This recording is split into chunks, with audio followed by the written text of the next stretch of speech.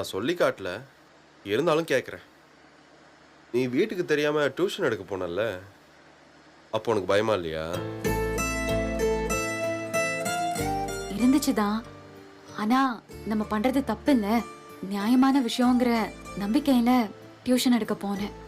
அதே மாதிரி தான், அதே நம்பிக்கையில தான் நானும் உன்னை இப்போ கூட்டிட்டு போறேன்.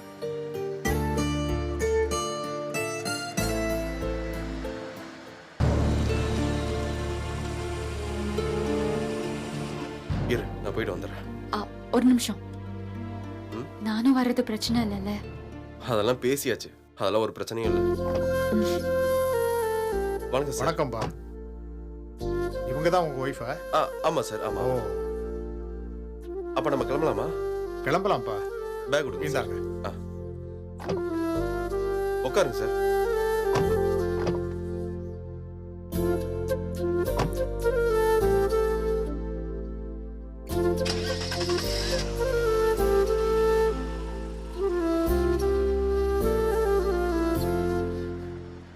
ராஜி, இன்னும் டென்ஷன் குறையலையா? இந்தா தண்ணி குடி.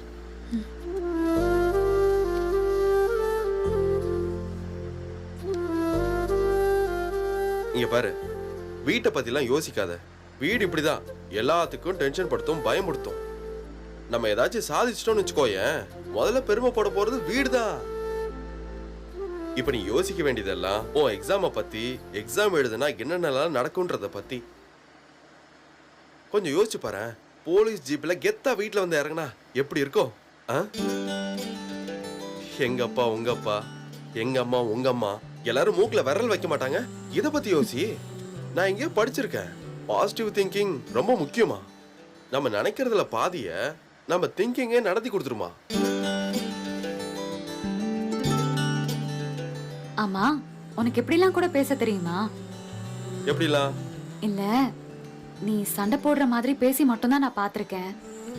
இவ்ளோ கேரிங்கா பேசி நான் பார்த்ததே இல்ல.